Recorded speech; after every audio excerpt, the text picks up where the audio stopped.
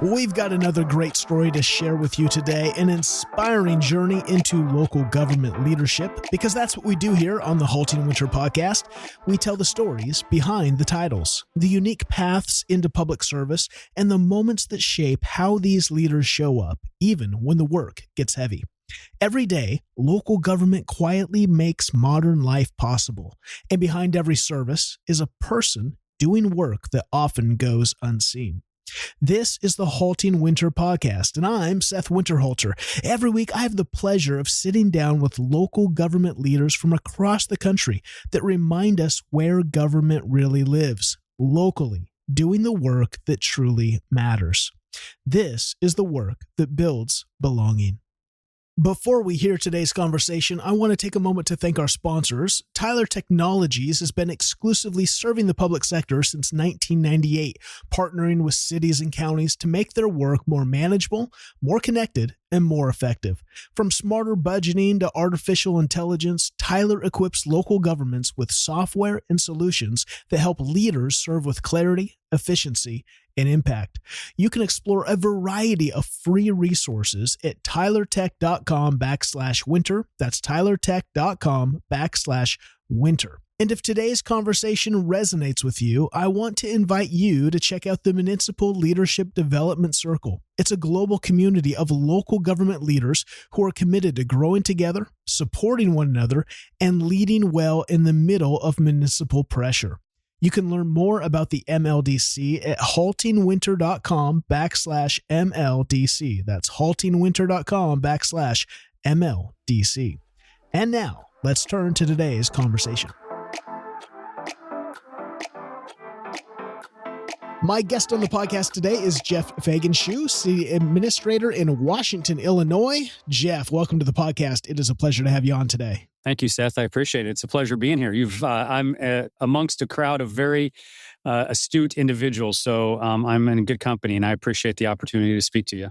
Well, I'm looking forward to hearing your story. Obviously, we connected at the ILCMA Winter Conference when I was just out in Illinois a few months ago, and looking forward to continuing just some great leaders in Illinois and in the Midwest. And so it's always fun for me, a West Coast guy, to go out. You know, even though I did my undergrad in Springfield, Missouri, so I feel like I have some kind of connection to the Midwest. But it's fun to hear about all these unique places, and that's why I love city managers. Is usually, you know, you get the odd Bill Wagner who's been in Arcola his whole life, but most of you kind of travel around. So you get, you know, these stories help share the stories of these places too. And so it's always so much fun.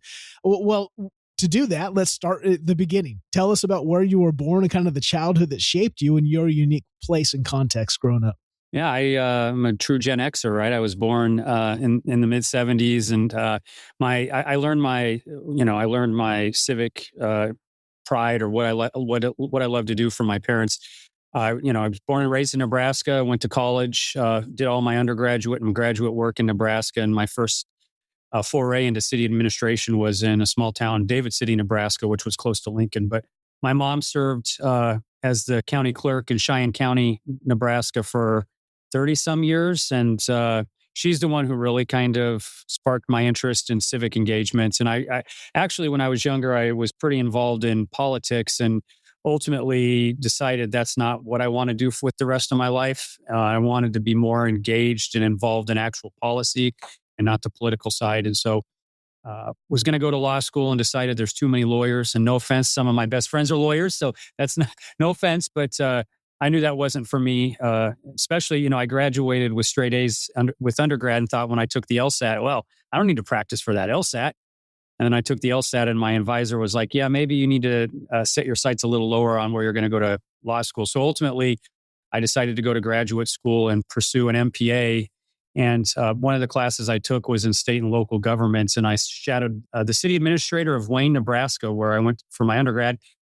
And was just completely fascinated by the work that he did. Nebraska is an all-public power state, so they had all of the utilities, including the electric, along with the airports, and then you had the city side with police and fire and public works. And I was just astonished about what he and his team and the elected officials could accomplish for a small town. And thought, if I'm going to do anything with my life and make a difference, this is where I want to go. So I just started pursuing an emphasis in city management, state and local government management, and started my first job in David City. I was still working on pursuing my master's degree, and earned my master's degree after I had been in David City for about a year and a half, and have just kind of worked my way up.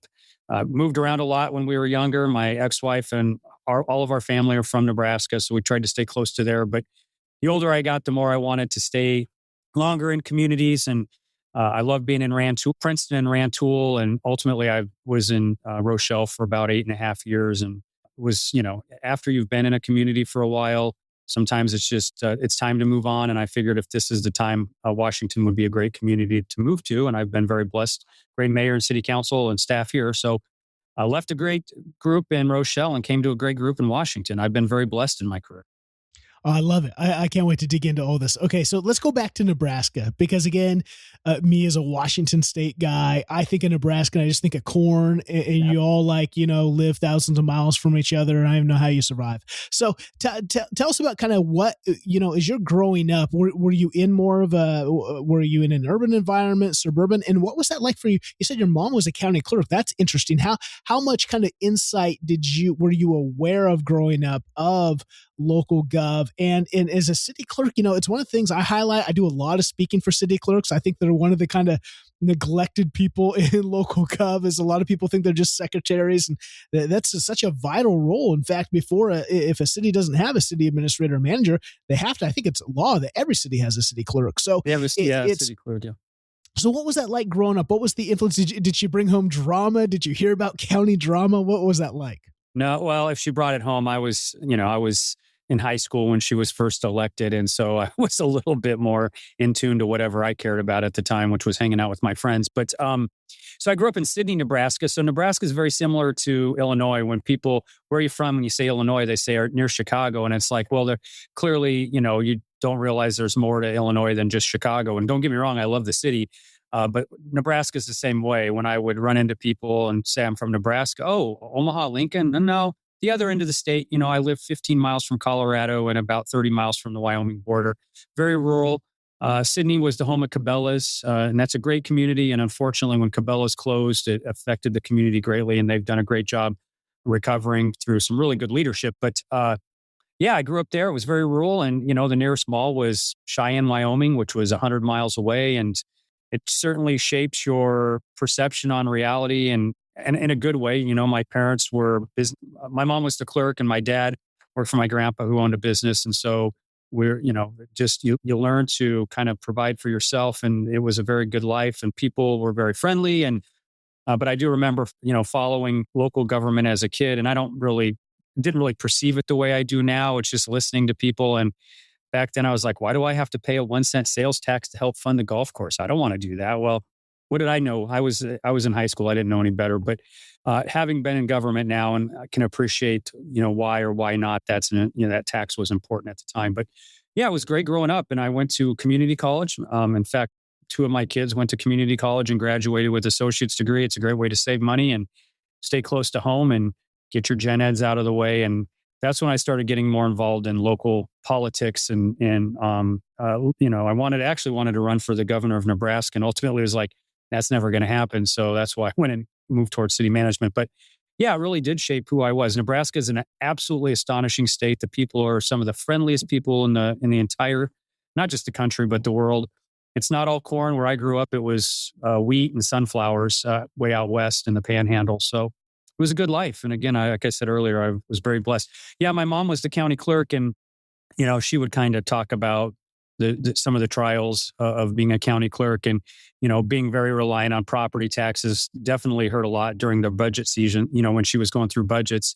And she was essentially the county kind of administrator in a way, right? Like she was the clerk to the county board, but she really affected the budget and did a lot of the policy stuff. And she was kind of the point person with a lot of the sheriff and the county assessor and the county treasurer. So she had some of those traits that an administrator would have. But I learned to appreciate the value of government and what it can and what it should and shouldn't provide from her and her tutelage.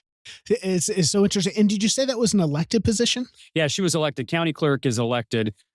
She ran I think she ran in the pride. That's the reason I registered to vote.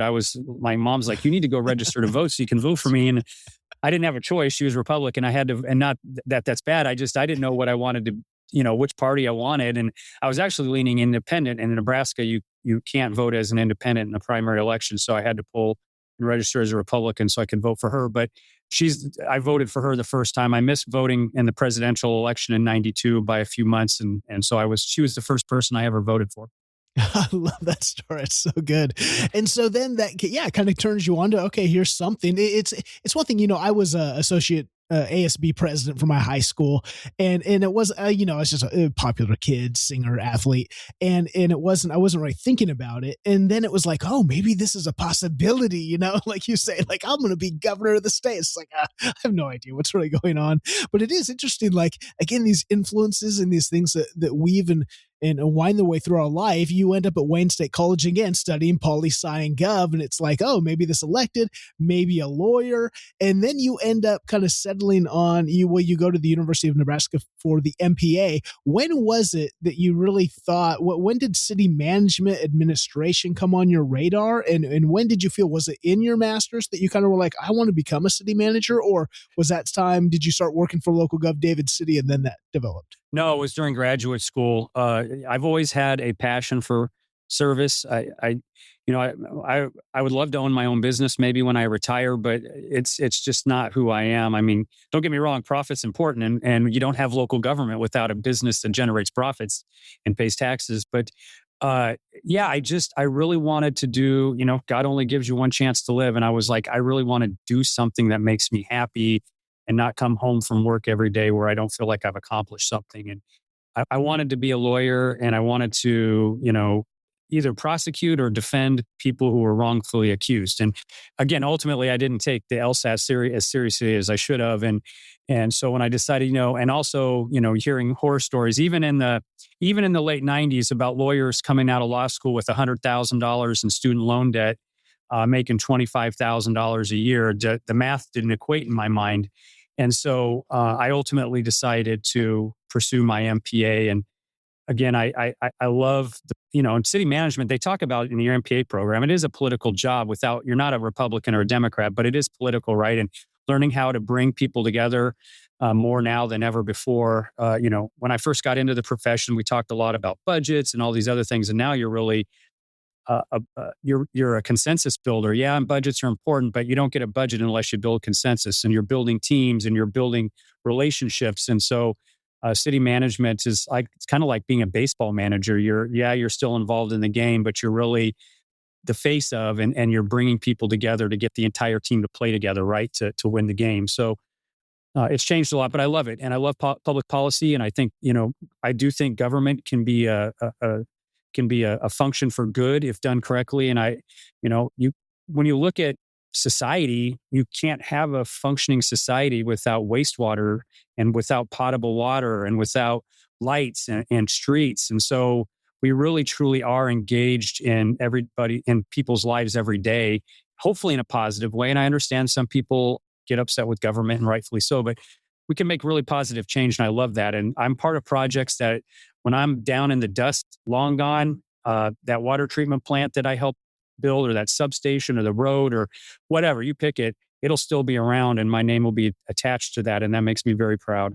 It's such a point. Yeah, I just had Matthew von der Hayden, city manager in New Jersey, or township administrator, and he was a chemist when he went to college. Worked in the public sector as a chemist. He was a scientist guy, and he ended up in local gov, county, and then city. And he was a chemist, and we never like a chemist in local gov. What is this about?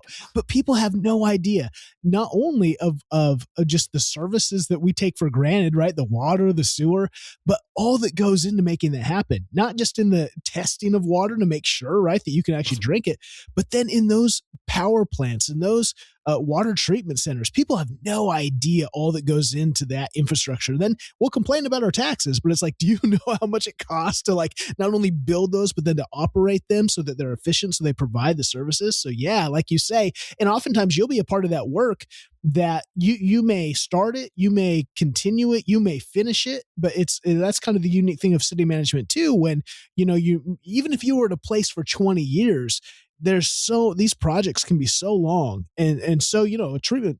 What do we hope? What's the life on a water treatment plant? I mean, probably 40, depends. I mean, 40 or 50 years or longer, Yeah. quite honestly, if it's engineered correctly. Yeah. Right. It's important. The other thing about local government that I love is it's really a team now. And the most important people, it's not the it's not the mayor or the city council or the city manager or administrator. It's the people behind the scenes who are the quiet ones that get all the work done, right? Or when the mayor and council pass a policy, the administrator or the manager might help promote it and sell it and get all the facts and figures together, but it's the frontline staff that implement it. And so, surrounding yourself with a good team and making sure they know what's going on and keeping them engaged and involved is important to the success of the organization. But again, the most successful organizations are really kind of driven by the people behind the scenes that just get the work done. And I love it. It's most, if not all, the people I've ever worked with in my career just want to they just want to do best for their communities. Yeah, the great people. That's why I love local gov. Love shining the spotlight on it. I think it's filled with amazing people doing amazing work. And for city management administration, I remember Kevin Phelps, recently retired city manager out in Glendale, Arizona. When I had him on, he said, the city manager is really the chief culture officer. And like you said, it's more about, that's why I think I connect with it. It's like a conductor of an orchestra. Like a conductor has to lead, but they're the only one on stage without an instrument. They've got to lead, bring in great musicians and then get them to play the same piece of music. And I think that's really the work of really effective city managers, administrators. Tell us about, so when you're doing your master's degree, you do some work for David City. Do you remember the first city council meeting you ever sat in on? Yeah. Yeah. Oh, yeah. I'm not gonna. I was very green and inexperienced, and probably we were talking about health insurance and negotiating prices. And I think if I recall, I'm not going to say what I said, but probably said something that was somewhat inappropriate because I was just a 25-year-old kid who didn't know better. But yeah, quite honestly, one of the things, at least back then, they talked a lot about the politics of the job, but they didn't really teach you, and you have to learn from it. And I remember the first controversy that I really faced in David City was a Dollar General that wanted to come in. That was big for that town, right? This was back in 2004 at the time. And they needed to rezone some property commercial, and it was across from a residential area. And it was very controversial.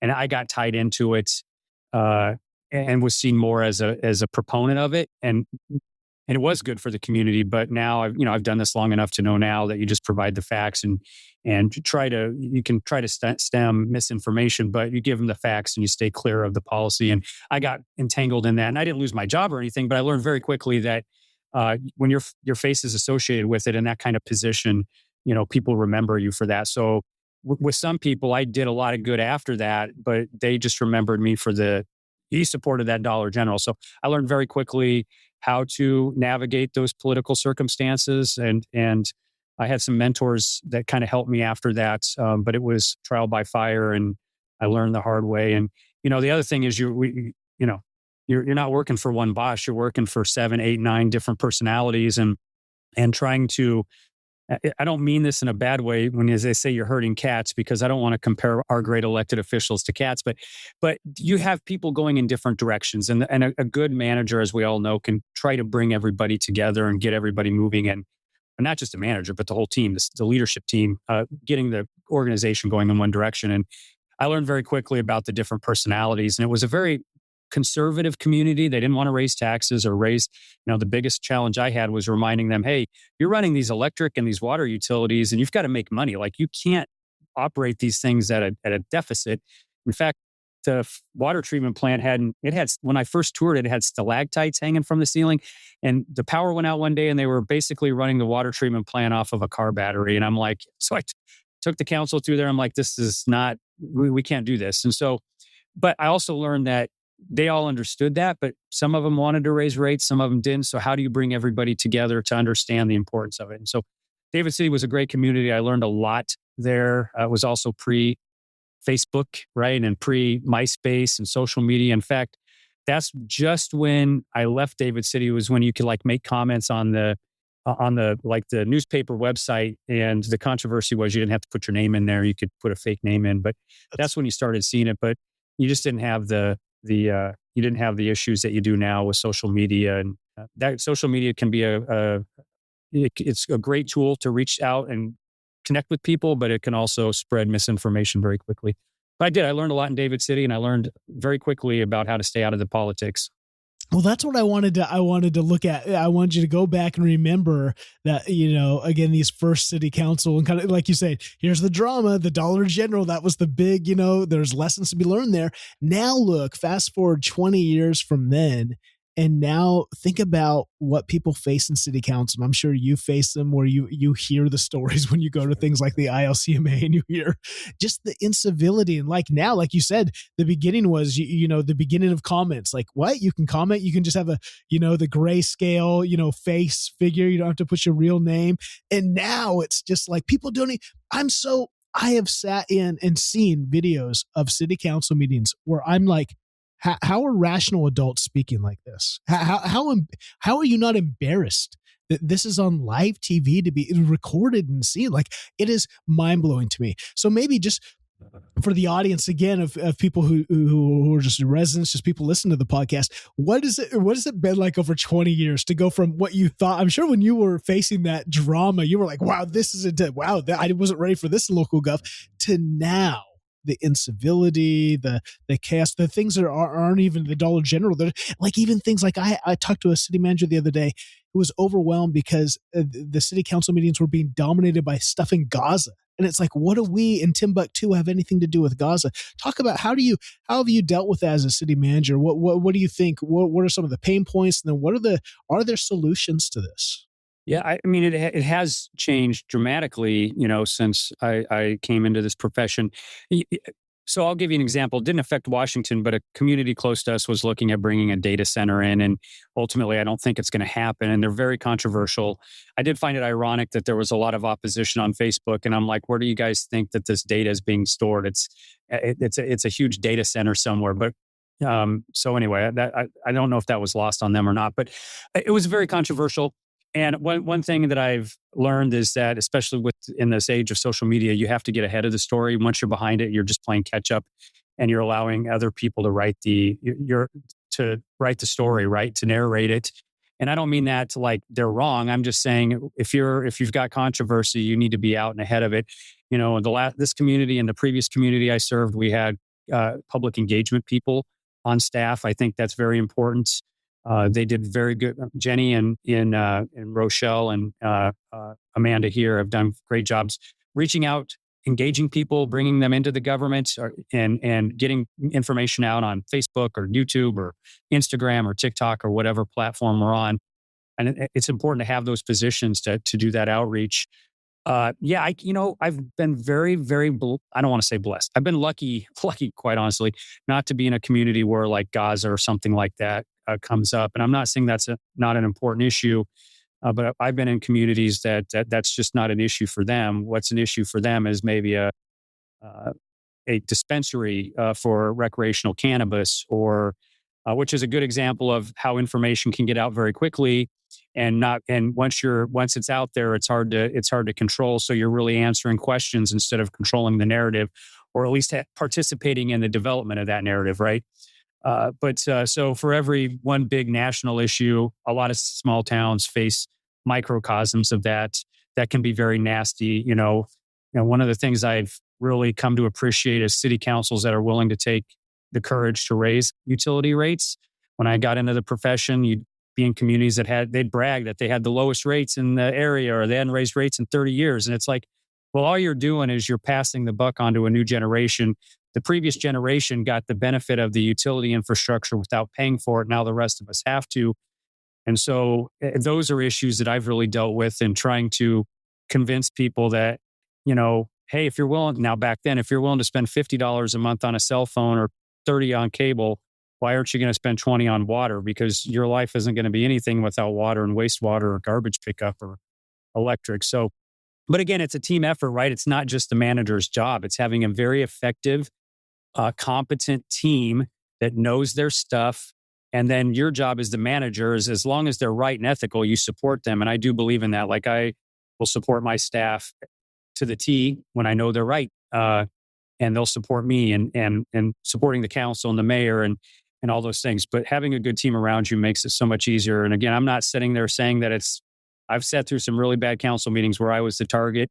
It's part of the job. And, sometimes you're like, okay, only 15 more years and I can retire. But you also look at all the good things you've done and that you'll continue to do. And that's why you do what you do. April is National County Government Month. It's a time to recognize the amazing work counties do to keep our communities running. From public safety and courts to health services, infrastructure, and everything in between, counties carry an enormous responsibility, and they do it in ways most people never see. And right now, one of the biggest conversations happening across county and local government is how artificial intelligence can help support that work. You know who's helping lead that conversation in local government? That's right, it's Tyler Technologies. Tyler's been helping counties and local governments apply AI in some significant ways, streamlining routine tasks, improving access to information, and helping staff spend more time focused on serving their communities. To help leaders understand what's possible, Tyler has released a brand new ebook. It's called AI for Impact: Proven Results for Government. It highlights inspiring examples of organizations already using AI to strengthen operations, to improve insights, and to make government services easier for residents to navigate. The best part, that ebook is free. You can download it today at tylertech.com/winter. Again, that's tylertech.com/winter. Now, back to the conversation.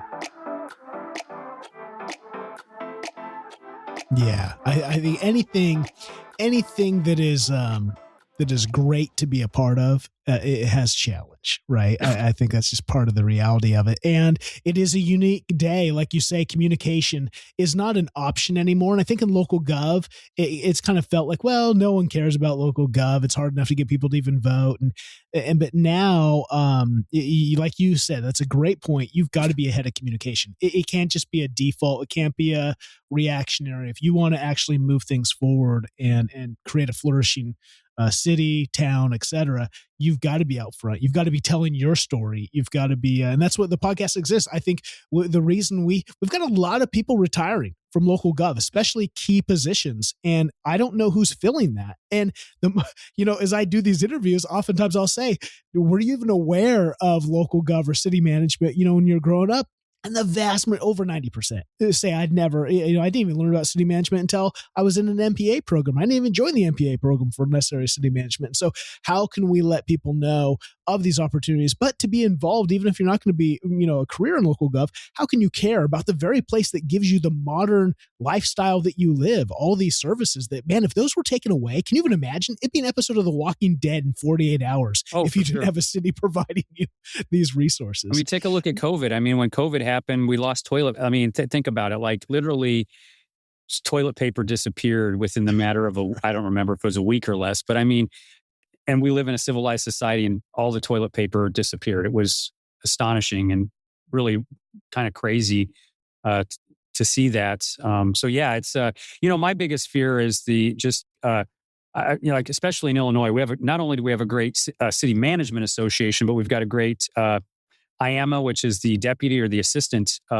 city management association. And they're very strong and have a lot of really good talent there. And my fear is, I don't know I don't know a lot of people in that organization. I hope a lot of them want to be in the front seat, the city management or the administrator role someday. But my greatest fear is people see what we go through in our roles and they're like, yeah, forget that. I don't want to do that. And how do you fill that position in the future? So that's important. And I will also say, I've worked with some really, really, really good elected officials who they don't get paid to be there full time. Whether it's the mayor or the council member, they're paid for a part-time position, and they're there out of purely civic duty, most generally.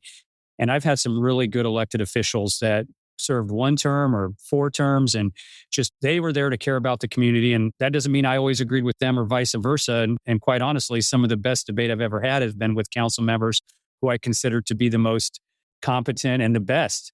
But it's because they cared and they thought so much about it, and they put the time in to read the reports and to understand and study the issues. So again, it really truly is a team effort. I love it. Okay, so going back in your story, you finish your MPA, University of Nebraska. You're going to be at David City. You're going to be at Sax, Iowa. The first city management position I have is the city of Princeton, Illinois. Tell me what it was like you just said, there's a lot of assistants and deputies that go, maybe I don't want to be in the hot seat of city management. What was it like to be in a new city in that role for the first time? Yeah, I was younger and more, I don't, when I say idealistic, I was just more willing to take on risk then, right? So it was great. Princeton is an absolutely fabulous community. Every town that I've worked at in Illinois has been absolutely wonderful. So I loved Princeton. It has two distinct downtowns. It's situated on I-80 near the Illinois River, north of the Illinois River, near like Starved Rock State Park and things like that. A couple hours from Chicago. Great community.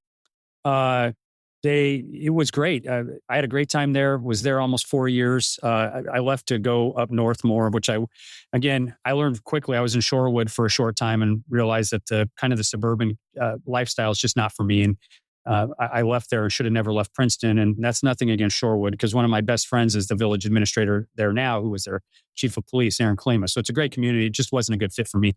But Princeton's a great town, and we had a lot of stuff to tackle when I was there. We had a lot of sewer issues, and we spent a lot of money. And there was definitely folks in town that thought that the debt went up under my leadership, which it did. But we also had a lot of what they call I&I, inflow and infiltration, into our sanitary sewer systems, and we hadn't really updated a lot on the electric side, and we had to build a new water treatment plant. So we had to spend the money, and I'm proud of the work we did. And the water treatment plant that's still sitting there today was started under my stewardship, and I'm proud of that. But Princeton's a great community, and after that, unfortunately, my wife at the time and we divorced, and sad story. But she's like my best friend, which I don't know how ironic that is.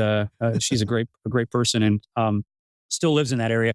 But I went to Rantoul, and Rantoul is a great community. And the only reason I left there was I wanted to be closer to my kids. My daughter at the time was at NIU, and my ex-wife and my kids still lived in Princeton. So I went to Rochelle.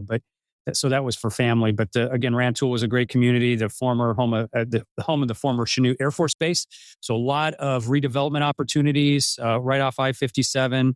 And so there's a lot of opportunity to help grow a community. Of one of the best mayors, Chuck Smith, that I ever worked with in my entire life, just cared about the town and wanted to see it move forward. And we had a great council. So I've been very blessed to work with some really good people. And then Rochelle, I was there for 8.5 years. And that was going to be my home forever. And I don't know, maybe I'll move back there when I retire. It's a great community, amazing staff, amazing city council. Some people within that organization that, we talk about future leaders, are my assistant, Jenny Thompson, and my HR director, Jillian Condon, are two people who, if they ever chose, would be great assistants or city managers. It's just, there was a wealth of talent in that organization. And one of the reasons we had so much success there was because we had staff that put in the hours and just were rock stars, a really good community, and some really, really good elected officials that they did the work, and we got stuff done. Super proud of it. You said something really good there. I want to dive in on about finding a community that fits you. And I think that's one of again, we have to be honest about this profession. You're all at will. You're at the will of the council. And it's a political environment. And oftentimes the city manager can be the scapegoat on things. And so, but in light of that, like maybe just for some younger people listening who are going to become city managers, or for maybe even people right now that go, man, I don't know. I came to this city and maybe it was a pay increase, but now I feel like, we've had that on a number of stories. People go, oh, I came to a bigger city and I felt like this isn't me. This isn't a good fit. What advice would you give? How did you know it wasn't a good fit? How did you find, what is your fit? Maybe help someone learn a little from your past experience there. Yeah. So I put the asterisk here. This is just for me, right? I can't say what's good for everybody else. I learned through mistakes. I think, honestly, as humans, we learn from mistakes. We don't learn from success, right? If you learned from success, I don't know how you'd ever have success. You learn through mistakes, and then you change to build success, and then you build on that success. So just mistakes. Like when I went to Shorewood, I just didn't really do my due diligence and know what I was getting myself into, quite honestly. I tend to operate. I grew up in a small town. I love smaller communities. When I say small, that's all relative, right? So to some people, 30,000 small. To me, that's a little bit bigger. But just know who you are as a person and what you're comfortable with. And I'm comfortable in more rural areas, and that's how I've lived my whole life, and how I like to, where I like to be. I'm also a kind of a jack of all trades. I like to have my hands involved in the policy, and having multiple layers of bureaucracy is just, I'm not saying that's bad. It's just not for me. So smaller town gives you more opportunity probably to be more engaged in some of the project management. But also, the towns I've been in, as we talked earlier, being the conductor and kind of bringing the team together, you're still able to support people and build relationships, right? But I learned the hard way. And I would just tell folks, if you ever have to leave a community, don't take it personal, right? One of the things, I don't know if they still teach in graduate school. They did when I went. It's like, hey, you don't take it personal, but you're there to serve at the leisure of the mayor and council and the community. It's not your community. It's theirs. You're there to serve them. And so if it doesn't work out, you move on. And, I decided to leave Rochelle. I'm proud of my time there. And now I'm in a great community, and this is where I want to end my Illinois career. So, but you never take it personal, and you just move on from that challenge. But again, to what I talked about earlier, that's why you have to have more to your life than just your job. It's your family. It's whatever hobbies you have, whatever you enjoy, because we are replaceable. I'm sorry. We just are. And even if you're in a town for 40 years or you retire, they give you a key to the city. If you do your job right, the organization that's the other thing. City managers and administrators, one of their top jobs is to build leadership capacity and to ensure that when they're gone, the organization just kind of seamlessly continue. Yeah, there'll be bumps, but continues to move forward. If you've been there for 45 years, they've got to find somebody to replace you, right? And you're replaced. And I don't mean to say that in any kind of sarcastic way or negative way. It's just the truth.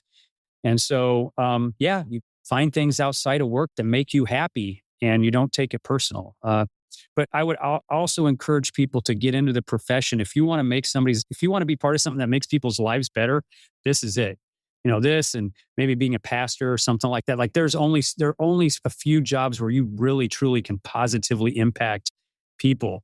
And, local government is it. The other reason I like smaller towns is because if a resident calls me and says, I need your help, it doesn't have to go through like 4 layers of permitting to get there. Like I have a little bit more say in that. And seeing a smile on somebody's face where we were able to help them with a parking issue or whatever issue they're facing, I love that. That makes me happy. That makes my life super meaningful and joyful. I love that. And again, everyone's story is their own, but that's why it's so important to, as you travel the journey that is uniquely yours, to have self-awareness to go, is this aligning with who I am, how I'm wired, what's a best fit for me? Because if you find a best fit, you're probably going to thrive more than trying to find, the most high paying or the biggest, and again, that might be someone's unique story that just fits. It's not everyone's. And so I think fit is super important. I was a pastor for years, so I think there is the same thing. I found people and I go, man, I think you're trying to build a church that's not for you. I think you'd be a better fit at this size because of what you really want to do. Like, it was one of the things is I was a part of a church of 15,000. Like the ability for me to counsel people was impossible. Like, we had to have, and so I think there are some things that you had to think through. I want to talk about the village of Rantoul. When you're there, you did something, a rebranding effort called Rantoul Tomorrow. Tell me about, because you've mentioned communication, and it's one of the things it stood out to me as I was researching you, because no one thinks about a brand in a city. In fact, the last thing I saw about branding is, I know the city of Austin, TJ down there, they did a new logo and it kind of looks like Dallas, and they just took a bunch of shade from it. It was like no one had anything good to say.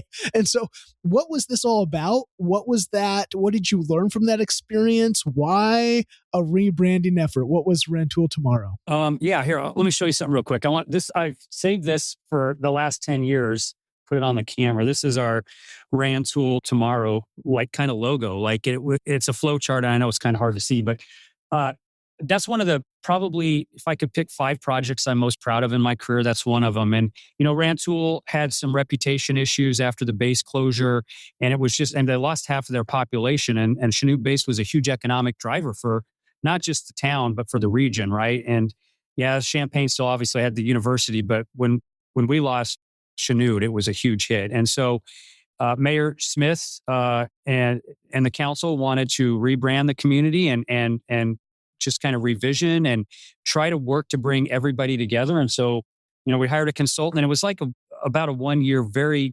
in-depth process. And we brought all the taxing districts together, especially the schools. And the big goal here was to try to not only rebrand the town, but to help the schools and let people know we actually have really good school districts here, right? And to brand them as the school districts as a place you'd want to send your kids. And so, went through a year-long process, and we focused on the schools, and we focused on housing and more affordable and more single-family homes and more industry to the community. And we just brought a lot of people together and came up with this idea of Rantoul Tomorrow, and where are we going to take our community over the next 15 or 20 years. Now, I had left after 3 years to go to Rochelle, and the council, the mayor and the council, and their new administrator kept the ball going. And when I was there, we recruited a brand new hotel off the interstate. And then the mayor and council said, we want to be a destination for sports. Like, we want, as part of this Rantoul Tomorrow, we want to bring more people to our community. And so they built, I spent like, I don't know, $20 million putting a brand new sporting complex up there. And so for traveling soccer and baseball, and now they have all this economic development driving there through restaurants and additional growth because of their vision to bring that sporting complex. But that was all kind of coming out of that Rantoul Tomorrow, and how can we bring more people to our community? So I was proud of it, and I hope that in some way Rantoul Tomorrow continues on in perpetuity. They have a new mayor now, and he's a great guy. But I mean, obviously, also in local government, people change, right? And priorities change. So that was 10 years ago, and I don't know what the sports complex is super successful. I don't know what else they're doing, but the Rantoul Tomorrow project, for the 3 years that I worked on it, I was very proud of it, and it led to a lot of really, really good things for that community. Let me ask you something. If culture really matters in your organization, why isn't it being built with intention? Not discussed, not delegated, actually built and then sustained with just as much intention. Here's the hard reality. Culture isn't what your organization believes. It's what your leaders tolerate, reward, and repeat. In most cities and counties, they say culture matters while leaving it completely to chance. That's why this April, we are doing something different. Inside the Municipal Leadership Development Circle, you know it as the MLDC, we're kicking off a 3-month deep dive into organizational culture. Weekly content, conversations with leaders across North America, and live training sessions from the Leadership and Culture program. We're going to work through the ideas and insights from books like Turn the Ship Around, The 5 Dysfunctions of a Team, and Unreasonable Hospitality. But more importantly, we're going to translate those insights into how you actually lead your team in the unique context of local government. For the first time, we're opening this up in a big way. We're offering 500 memberships to the MLDC for just $500. That gives you full access to the MLDC, the weekly content, and the vibrant community of leaders from across North America. But here's where it's really over the top. We're giving 3 months of insider access to the Leadership and Culture program. That's a $2,500 value. We're doing this because transforming City Hall from the inside out isn't just optional, it is necessary, and it's necessary right now. But here's the catch. We kick off our first live training session on the topic of culture on Thursday, April 16th. And so once the 500 spots are gone, they're gone. So if you're ready to stop talking about culture and to actually start building it, I want you to head over to haltingwinter.com/MLDC. That's haltingwinter.com/MLDC, or simply just use the link in the show notes. Secure your spot today. Now, back to the conversation. I love that. It's one of the things I've been chewing on, is just I shine the spotlight on local gov. I'd like to start kind of like a show like kind of like, Mike Rowe, Dirty Jobs. Yeah. And well, I'd like to do one on, the different stories of cities. But one of the things that fascinates me are these cities that go through a trial, like the mine or the timber company shuts down, or the base. I mean, I'm trying to remember who I just had on. We just talked about, they had this massive effort to save their base when we went through that. I can't remember, in the early 2000s when they shut down a ton of, and that, like you said, all of a sudden the city's half the size. The people have no idea that these big company, or you have like you said in your story, Cabela's, all of a sudden it's not there anymore. And I mean, that's devastating to these places. And so what do you do? How do you get creative? And so how do they have, and it's again, local gov is oftentimes the tip of the spear to bring that around, to re-spark rejuvenation in a place. And so I love telling that story. That's so cool. Go to, and maybe you have a few other things in Rochelle, but one of the things I want to talk about is you launched a Citizens Academy there. That's one of the things I'm hyper passionate about, because I think if we're looking and saying incivility and just the way residents engage local gov is one of the challenges now, is one of the unique, well, what are we doing instead of just complaining about it? And I think Citizen Academies, getting them to come in and see their local government in action, to have a greater awareness, to tour the plants, to tour and go, whoa, I didn't know the cost of this is why it costs so much for that new garbage truck or whatever it is.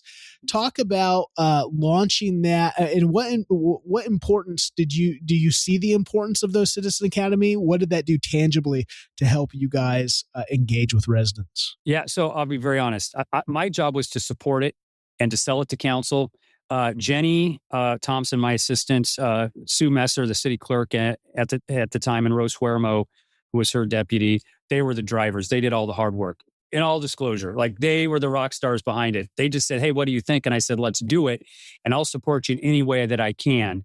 And so, although I've got a funny story. Maybe I'll share later on that one. But they did all the hard work, and I would advocate extensively for citizen academies. We did one when I was in Princeton, and it wasn't as big as the one in Rochelle, but it was successful. And it's a great way to get people, not only to engage them, but to get them into these departments to meet the staff that provide the service, but also see everything that goes behind scenes. Like when you take somebody through a wastewater treatment plant and they're like, "Oh, wait, what? This is how we treat wastewater?" Okay. Or a water treatment facility, and this is how we take iron out, or this is the piece of equipment that reduces radon, not radon, but radium in our water. Or this is how we soften your water, or this is our power plant that when we have really high peak times, we turn this thing on to generate power. They're like, whoa, I had no idea. I knew this building was here for 40 years. I didn't know what was going on. But it's also a way to put what I like, and that's important. What I love most about it is, our staff did a really good job of putting faces on names of our staff and connecting, right? And not just the team who put the academy on, but hey, here's our police officers, here's our firefighters, here's our public works people, here's our community development team if you need a building permit, here's our economic development person. And oh, by the way, these buildings you didn't know about, he helped bring them to our community and helped increase the EAV. And this is one of the reasons we're able to keep your property taxes fairly constant. So it's a great way to promote the community and drive civic engagement. Here's the problem that we had with it. One, it was like 9 or 10 weeks long. And so getting somebody to commit to that is, the people who are going to do it are the dedicated ones. And we had a really dedicated group. I mean, they, for the most part, they were there for the 9 weeks, and they were like 3 or 4 hours a night. So they stuck it out. The problem is, once you go through that first class, it's hard finding, in a smaller town. Now, this might not be necessarily the case in a town of 50 or 60,000 people, but in Rochelle with 9,800, where do we find that next core group that are going to dedicate it? So we started to change it up a little bit, and just we're like, okay, well, if you're interested on the electric side, you can come to this, but you don't, because the first class you had to go to everything. And then I think, did we do this after? I don't remember when we did it, if it was before or after COVID. I apologize. But ultimately, we couldn't find enough people to do it, so we held it off. And I think Jenny was actually looking at starting it up again when I was leaving Rochelle. But it was a great program. And the year and a half or 2 years we did it was great civic engagement. In fact, a couple of the people who went through the program, when we were getting bashed on social media about like some street work and some other things, they were on there saying, hey, go through this class because that's not at all how this operates. And that's not how they fund the streets. So ask questions instead of just assuming. So it was a great way, and we didn't do it to try to get people to advocate necessarily for us, but they heard how things really operate. They saw it firsthand. They asked questions. And so they felt comfortable to answer questions on social media in a competent, truthful way. So I loved it. And I would tell any community, do it right. Don't waste people's time because you're taking time away from their families and anything else that's going on in their lives. Do it right, which we did, but do it and see how it goes. I would advocate. I hope we can do it here in Washington when I've been here a little bit longer. But I say top 5 or 10 things I was proudest to be involved with. That Citizens Academy in Rochelle's one of them too. But again, I just supported it and was kind of pushing it to council. My team did all the hard work and they did a really good job at it. I love it. I love it. It maybe speak to the realities because it's always unique when you were in Rochelle 2017. So you've got a good tenure there before the pandemic, and then you were there after. And so I always find what do you see? How did that shift things? Have things just fully gone back to normal, or to me it seems like there is no new normal now. Now we're still kind of trying to figure out what did you learn going through something like that, specifically in the city management role, and how are things changed, and where do you see maybe some of the things for new people coming up, that how do we shift? How do we adjust for the new realities? Yeah, I mean, quite honestly, they can't teach you how to deal with the pandemic, right? So we did a very good job of communicating. I kept my mayor and council in the loop. The mayor and I did for a while. I think we did weekly online, not a podcast, but we did kind of a weekly update on what was going on in the community. It was tough because, you'd get people turning each other in. Like if kids were out playing soccer and they weren't 6 feet apart, people would call and complain about it. And that was always tough. But, we worked cooperatively with the Emergency Operations Center that was manned by the county. And we had weekly meetings with the hospital to talk about the cases in Ogle County. And we worked cooperatively with the school districts and the business community too, right? Because what Rochelle was very blessed for is we had a lot of what they call quote unquote essential businesses. So we didn't really see a huge revenue decline at the city level because a lot of the businesses or food processing and like car sales and Walmart and things like that were deemed business essential and remained open. Now, I would argue every business is essential, in my opinion, especially to those small businesses where their livelihood is based on that. So, in my opinion, they're all essential. But we did take proactive measures to cut the budget right away just to be safe. Because we didn't know how our revenues were going to be affected. Sales tax in Illinois usually runs about 3 months behind. So you literally could be we weren't out of the pandemic in 3 months, but you literally could be out of the issue and not see a revenue shortfall for 3 months. So we took proactive measures to cut. I would say the one thing that it changed is, and I know a lot of managers and administrators face this, especially with our newer generation of workforce, the working from home and having more flexible scheduling. And I had an elected official in Rochelle that I didn't agree with on this issue. And my answer was, I'm the manager and this is what we're going to do. I allowed my staff to flex. I thought it was fine after the pandemic. We certainly did it during the pandemic and had council meetings via Zoom, and that all worked out well. And then when we could start meeting more in person, we did. But that kind of changed the workforce a little bit. And it's just harder to recruit people because they do want more flexibility for family now. And I'm an advocate that just because you work for the government doesn't mean you shouldn't be able to work from home if you can. And as long as you're productive, that you should be able to do that. And I know that there's some people that say, no, you're working on for the taxpayer, you need to be in the office. So we can agree to disagree, but I have no problem with it. And I allowed staff to do that. And I felt they were productive. But I did notice that you just see more now, like my HR director, I allowed some flexibility there. And I had to because we wouldn't have had her. She would have not taken the job. She needed the flexibility. And we got one of the best HR directors and a future city manager because of that. So I'm proud of that. But we worked through it. I will tell you, our council was very supportive of our business community. So we managed our finances well, and we created a couple of grant programs to give out to businesses that were forced to be closed. And that, again, $10,000 grants to do that. And so I think that helped. I think we only might have had one or two businesses close due to the pandemic, but we came out on the other end a strong community. But it did change kind of the workforce for us. And and I don't know if it's a long-term change. I do know that a lot of people today work. What is it? They work to live. They don't live to work. And I think employers, especially government, have to understand that and be more flexible. Like, I love hearing about city managers who are moving towards 4-day work weeks or, flexible schedules. When I was in Rochelle, we did 4 nines and a half a day on Friday, primarily because nobody came through City Hall on Friday and most people are taking vacation anyway. So why not switch the schedules up and be more productive during those 9 hours? But I think we have to think in those terms to recruit talent. I mean, we're an employer too, and we shouldn't take people because we have to take them. We should be able to recruit and retain talent. That's how your organization survives and thrives. That's why you have citizens academies. That's why you can stay on social media and advocate and educate. That's why you have council members who they're in the know and they know what's going on because you have an amazing, talented team to get that information to them. I'm very passionate about that. And how do you do that? You have flexible schedules and you do whatever you can within reason to recruit and retain amazing talented staff.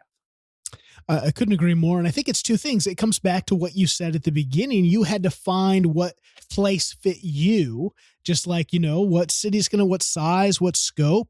It's the same thing for people. And I think that it's a reality of generations. We have had very much groupthink, like we just fell in, like, well, this is just accepted. This is just the standard.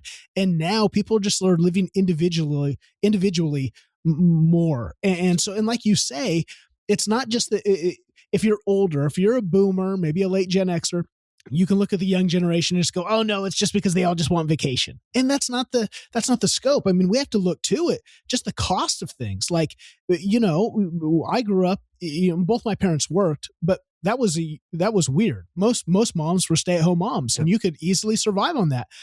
Couples now, like, it's expensive to have kids. Most of them are working. Well, if you've got to work and you have kids and they need to be picked up at 3 p.m., like, there's a lot of other realities, I think, that make that flexibility, or taking care of aging parents. They may live with them now, or there's so many dynamics. And I think, like you said, it's going, what is the end result? We want impact. We want results. I don't care. Like, you sitting at a desk for 8 hours a day is not impact. I could care less. Like, now you're going to be judged, though. I'm not going to just let you sit at home in your pajamas and, collect a paycheck. Like, you got to produce results. So I think that's where, but that takes real management. It takes real leadership. It takes engagement to be clear about what we're trying to accomplish. And so maybe, because that's why I spoke about too, is balance is BS, my keynote. Yeah. There is no, and that's professional and personal. There is no such thing as balance. There's just intention. And so maybe we can lean towards that. What does that look like in you? What lessons have you learned about having professional intention and prioritization? Because again, in city management, you have a lot of departments. You have a lot of, this is probably one of the biggest things I work with cities. We've got 18 priorities. And I'm like, no, you don't. You have 18 things that are on your plate. You can't have 18 priorities. You can have that, priority, that word used to be individual until like 20 years ago when we pluralized it. Like, oh, I have 3 priorities. No, you can really only have 1 priority. But I always say you can't have more than 3 priorities, or no one really is going to give them any effort. You're just going to play patty cake. So what does that look like? What lessons have you learned about professional intentionality, personal intentionality? How have you seen that even shape you, that when I think people are afraid, if I have a hobby, I'm going to look lazy. I'm not going to, I got to give it all to work. And it's like, man, I actually think if you have a hobby, if you have other personal interests, if you take care of your health, you'll actually be a better leader. You'll actually have, that when you give it that intention. How does that look like over your life? Yeah, I mean, great. So, I'm a latchkey kid. Growing up, we at Thanksgiving, we had the kids' table. You only speak when you're spoken to, right? So I grew up in that era, and I've learned, I learned from really good staff. Honestly, I've learned more from the people that I've worked with, and I think I'm a pretty good city administrator or manager, but I'm good at what I do because I listen to my people, and I have surrounded myself with amazing people who are like, hey, Jeff, you're wrong on this issue, or at least think about it from a different perspective. And so one thing I loved so much about Jenny and Jillian and Rochelle, they were not afraid to tell me, think about it this way, or any of my staff. And I listened, or I tried to listen. And so listening to staff and hearing different perspectives about, like, how do we recruit and retain folks now who are in their 20s who might want more vacation. They don't necessarily want the money. They want more vacation. So can we change our pay structure to allow for more vacation time? Yeah, I agree with you on the priority side. I think a good manager or administrator, right, communicates to the mayor and the electeds that, okay, you're really on the policy side. So if you've got 18 areas to focus on, maybe they're all part of 2 or 3 overreaching priorities, right? Like, pick a priority, but there might be several of the things you want to focus on that are within that priority. So then, and then it's our job as the manager and staff to set the goals and try to align them in the priorities, and what can we focus on first, second, third, fourth, and fifth, things like that. I'll be honest though, I'm still one of those guys that checks emails at midnight. That's never going to check, just who it's in my DNA. But I don't do it on vacation anymore, and I used to. Because I really do think that, again, if you die tomorrow, you're going to be replaced. It's true. People might miss you, but they have to replace you. The organization's bigger than any of us. It has to move on, right? So, I think that it's important to focus on things outside of work. My son's in the military, and I went to see him this week before his deployment. And you don't really, I've always thought about that, but you don't really think about it until it hits you. And then it's like, does any of this stuff really matter? Like, if I don't see my son for a year, that's what really matters. Yeah, I still have to do my job, don't get me wrong, and I will, but my mind's always going to be thinking about him. So I have to allow that to happen. But I do think that you're right. I think you're a better leader if you have outside interests and focus on your mental health and your physical health at the same time. You can be really busy, but also take care of your mind and your body, whether it's through, religion or whatever. I love traveling more, and next week I'm going to a comic convention in Alabama. And I do that as a way to support what I love because it makes me happy, but it also allows me time away, and then I can come back refreshed, right, and ready to engage. And it's great. It's a great talking point too. Like, I've worked with elected officials who love the same things I do, and so it's a great talking point and a great way to get to know people. But I do think it's important to focus on those things, and maybe our generation has a harder time with that because of just how the way we grew up and the work environment back when we were younger. But I do think a lot of our younger professionals today really do realize and value time away from work and personal life. And again, when I'm not at work, don't expect an email at 9:00 at night. Like, you can email me, but don't expect a response, and nor should they, nor should we. We after, especially if they're hourly. But that's your time. Unless there's a major emergency, that email can wait till the morning.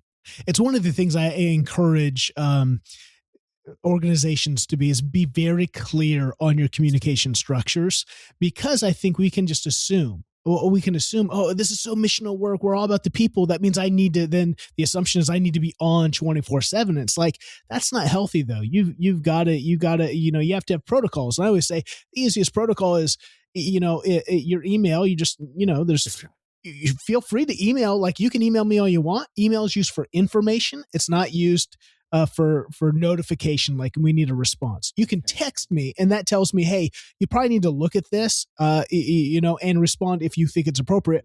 Or if you really need a response, call me.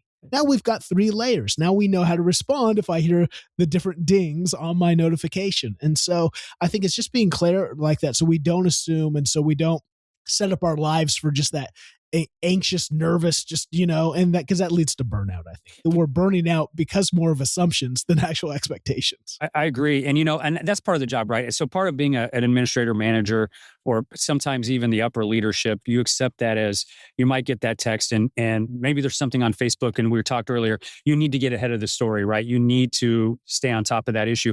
I do think sometimes that's why it's harder to find people to fill our roles, though, is they don't want that in their lives. And that's okay too, right? Not everybody wants to have to answer a text or be essentially on call 24/7. I mean, if I'm on vacation and something bad happens in my community, I'm coming home. That's part of the job. You accept that, and you should. That's what they pay you for. And I just think in today, a lot of people don't. I don't mean this negatively. There are some people that don't want that responsibility, and that's okay too. You put them in a role where they can be successful, and you utilize their talents in that role. Absolutely. I'd be remiss if we didn't talk about Washington a little bit. Tell us about, you've been there a handful of months now. What is Washington? What have you learned? I think it's east of Peoria. Tell us a little bit about the city and what you guys are working on to make it continue to flourish. Yeah, so we're just east of Peoria over the river on 24, Highway 24. It's a great community. It's a good fit. As I talked, you know the community, and you want to ensure it's a good fit for you, which it is. A very good mayor and city council. Our mayor's been here she's been in office as mayor for a year. And she was on council prior to that. And then half of our council is fairly new too.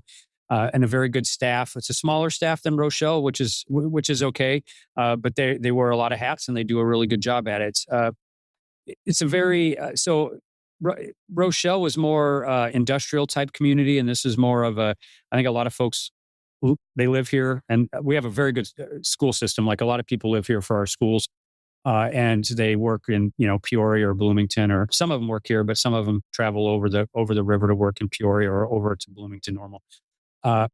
We're going to do some strategic planning this summer. They haven't done one in quite some time, and I'm an advocate for strategic planning as long as you implement what you put together. We did one in Rochelle and updated it a couple times, and when we first did it, I got some, oh my gosh, here's another one of those plans. And I'm like, look, then fire me. I'm telling you, we need to do this. As a baseball reference, I can't be in left field if you're in right field. We've got to be coordinated and working together. And I need to be implementing policies that you deem necessary or important. And it was very successful. So we're going to do some strategic planning here and get some high level goals established. We're looking at doing some economic development stuff on one side of our community. But here's the thing. I really believe that when you're new to a community, you should learn the community first before you advocate. And I'm not saying we need change here, but you need to learn the community. You need to learn your staff. You need to learn the elected officials. So people who come in and just are like, we're going to do this, this, and this. I don't know how successful. Maybe they are. I don't know. I wouldn't be successful at that. I just know my personality style. So you need to learn the community and get to know what the community's priorities are too, and know the players in the community. And so, I've spent a lot of time meeting with the chamber, and I'm meeting with our downtown, our business group tomorrow. I've got involved in Rotary. So, and then that's just Washington. And then going to Peoria to speak to their Rotary clubs and getting to know the regional economic development and tourism group and things like that. So it takes time to build relationships. And so I'm still in that kind of building relationship capacity. Plus, I'm pretty involved with I'm leaving tomorrow to go to O'Fallon, Illinois for a downstate city manager group. So I'm pretty involved in our state organization and still doing that. But getting to know the community, and it's a very, very nice community. Everybody's been very welcoming to me, and I couldn't be happier here. I do really enjoy it. So like I said, I've been very blessed to leave a great community and be able to come to a great community where they were both a good fit for you for the same and different reasons. And to have good staff and good elected officials, I've been blessed. So no complaints. You'll never hear one from me. I love that. I love that you pointed out strategic planning, because I do think, like you say, a lot of people kind of roll their eyes because you do the retreat and you do the kind of project, and then it gets put in a closet as the real priorities and objectives come out. But if you do it right, if you actually are honest about why is this important, what are we doing, how are we accomplishing it, and then you use that as your guide, I think it like you say, it motivates. It gets everyone rowing in the same direction and clarity, and you actually get some really impactful things done. So I love that you brought that up. I want to be mindful of your time. Jeff, what an incredible story. What would you say, maybe to close on this, what would you say to encourage young people to strongly consider local gov? What would be the call to them? And then what do you think is something to encourage in light of all the local government, city managers, the executive team, all that they're facing in local government right now, either from the federal or state level, or just the challenges of budget concerns, et cetera? What would you say to encourage them? Maybe what's something that has helped you in life, whether that's some of the things you've mentioned, communication, or maybe work-life balance. Like, how do we encourage our young people, and how do we encourage those in the heat of it? Well, obviously a work-life balance, right? Remember that it is just it is just a job. It's more than that, right? Like it's ingrained in my DNA. So it's more, I say that and then I do the opposite, but it's work. And so have passions outside of that. Find good mentors. Like I have had the most amazing mentors in my career, and they've all been in the last like 10 years, like Phil Corrali and Danny Dixon, Danny Langloss from Dixon, and a few other folks in central and southern Illinois. People who I admire and look up to and who I want to be, not just like as a manager, but as a human, and reach out to them. I remember being young in the profession and super insecure and I was afraid to reach out. I was like, this guy's carrying like 3 cell phones and he's running a town of 45,000 people. He's not got time for me, but they do. And so, ILCMA does a really good job with mentorship programs. IAMA does too. But if find a mentor, reach out to somebody and utilize their knowledge, but also use them as a sounding board. Hey, I've got this issue going on in my community. How do you think I should handle it, or how would you handle it? But I also encourage folks like myself who are going towards the end of their career to also reach out to newer, and I don't mean when I say young, I mean young to the profession, newer folks and mid-level folks in the profession who are thinking not just about being a manager or administrator, but maybe an assistant, or they're thinking, hey, I don't know if I want to do that, but I know I want to be a department head. I want to run the public works department someday. We need to be mentoring them. And networking, man, network, get to know people. There's some really, really cool people. I started following you off of a suggestion from somebody on LinkedIn. Like it's so great. So build a network and reach out to people and network and you'll make a lot of friends that you can rely on and that go through the same things you do. So they have an understanding of kind of the trials and tribulations you're falling into. But definitely look for mentors. Keep your physical and mental health. I don't know how, I don't want to throw religion in here, but if whoever you love and pray to, mine is God, talk to him every once in a while, or her every once in a while, and they'll talk back and they'll be there for you as well. So find what you love outside of work and really focus on that. And it'll help ground you and center you.